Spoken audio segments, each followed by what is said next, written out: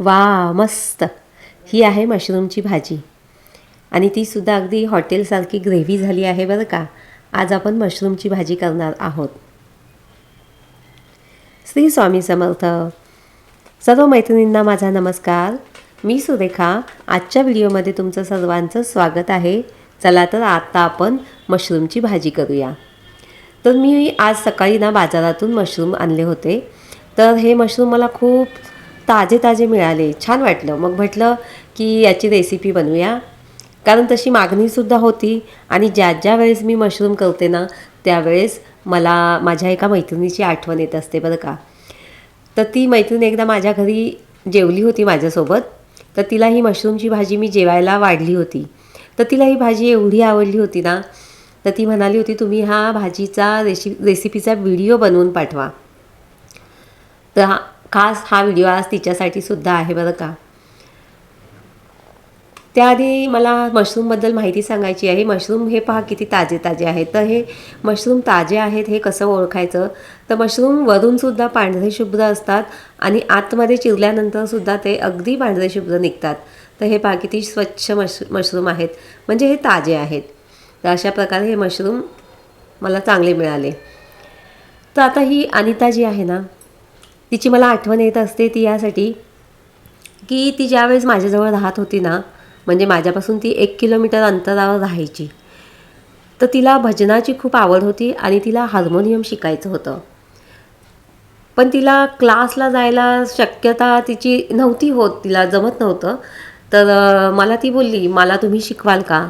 तर मी म्हटलं हो नक्की शिकवेल ना तुला, येत जा दुपारी तू. तर ती दुपारी तिचं काम आवरून भर उन्हात दुपारी 2 वाजता माझ्याकडे चालत यायची. तर आता पहा मी मशरूमसाठी मसाला घेतलेला आहे. सुकं खोबरं आहे, लसूण, आलं आणि कोथिंबीर आणि हे सुके मसाले घेतलेले आहेत. धने, जिरे, लाल मिरची, तिखट आणि थोडासा गरम मसाला असं हे घेतलेलं आहे. आणि हे सगळं आपल्याला एकत्र आता वाटायचं आहे मिक्सरमध्ये. तर आता ही अनिता भर दुपारी उन्हात चालत यायची माझ्याकडे आणि रोज यायची बरं का. मग मला तिचं खूप कौतुक वाटायचं, कारण तिची जी जिद्द होती शिकण्याची, चिकाटी होती आणि त्याच्यामागे ती जे श्रम घेत होती ते खरंच कौतुकास्पद होतं. कारण ती घरी गेल्यानंतरसुद्धा प्रॅक्टिस करायची आणि तिला काही आडलं तर ती मला फोन करून विचारायची. त्यामुळे तिची जी शिकण्याची आवड होती ती मला खूप आवडायची. आता पहा आपण हे मशरूम आहे तेलामध्ये टाकले आहेत. आता हे आपल्याला परतून घ्यायचे आहेत. तर हे अनिताची आवड पाहून मला खूप छान वाटायचं आणि ती मला म्हणायची की ताई तुम्ही माझ्यासाठी किती वेळ देता हो, बाहेर जर मी क्लास लावला तर मला फी द्यावी लागेल. तर म्हटलं अगं त्यात काय एवढं, तुझ्यामुळे तर माझी प्रॅक्टिससुद्धा होते तू येते म्हणून माझी प्रॅक्टिस होते. तर असं पद्धतीने ती यायची. आम्ही दोघी एकत्र दुपारी बसायचो. तर त्यावेळेस तिने मला तिची थोडीशी कहाणी सांगितली होती की ती कोणत्या संकटांमधून कधी एकेकाळी गेली होती. तर असा प्रत्येकाच्या जीवनात एक चढ उतार असतोच. संघर्ष हा प्रत्येकाच्या जीवनामध्ये येऊन गेलेला असतोच. तसं तिचंही होतं. तर झालेलं काय की तिला स्वतःचं घर घ्यायचं होतं आणि ती राहत होती ते घर अतिशय छोटं होतं. पण त्यासाठी त्यांची पैशाची जमवाजमव चालली होती. अचानक काय झालं, तिच्या मिस्टरांचा ॲक्सिडेंट झाला आणि ते जवळजवळ 6, 7, 8, 9 महिने काहीतरी बिछान्यात झोपून होते. मग ह्या कालावधीमध्ये झालं काय, त्यांचं आर्थिक जे उत्पन्न होतं ते थांबलं गेलं आणि जे काही उत्पन्न होतं ते ट्रीटमेंटमध्ये वापरलं गेलं. मुलं लहान होती. घराची जबाबदारी तिने खूप छान पद्धतीने सांभाळली बरं का. अगदी काटकसरीने तिने घर संसार चालवला, पतीची सेवा केली. घरात राहून काहीतरी गृहउद्योग करत राहिली. म्हणजे कधी अनारसे बनवून दे, कधी लाडू बनवून दे, कधी कोणाला पोळ्या लाटून दे, असं ती तिच्या घरात राहूनच तिने छोटे व्यवसाय केले आणि घराला हातभार लावला. तशी ती खूप कष्टाळूसुद्धा आहे. आणि ह्या सगळ्या ह्याच्यात तिची स्वामींवर खूप श्रद्धा होती. स्वामी भक्तच होती ती दर आरतीला स्वामींच्या मंदिरात जायची. घरी रोज जपमाळ करायची. तिचा विश्वास होता की स्वामी एक दिवस सगळं ठीक करतील आणि मला ह्या संकटातून बाहेर काढतील. आणि झालंही तसंच बरं का. काही दिवसांनी तिचे मिस्टर बरे झाले, कामावरसुद्धा जायला लागले. ह्या सगळ्या याच्यातून ना मला एक गोष्ट शिकायला मिळाली.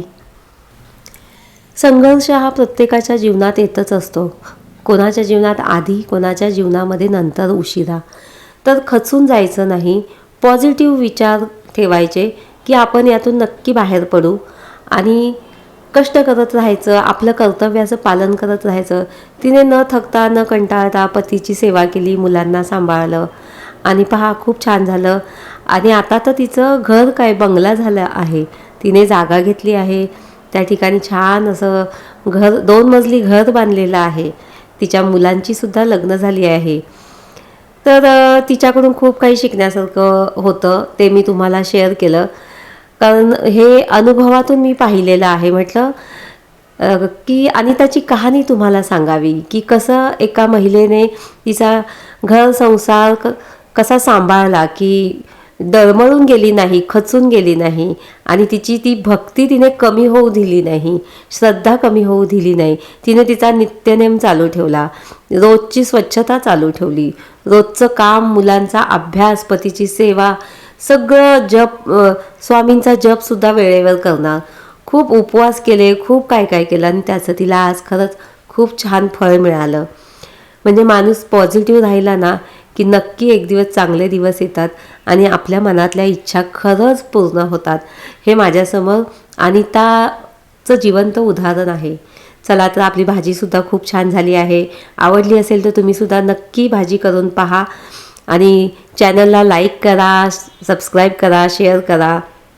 आणि त्याची कहाणीसुद्धा आवडली असेल तर मला कमेंटमध्ये नक्की सांगा कसं वाटलं तुम्हाला अनिताचा जीवन संघर्ष.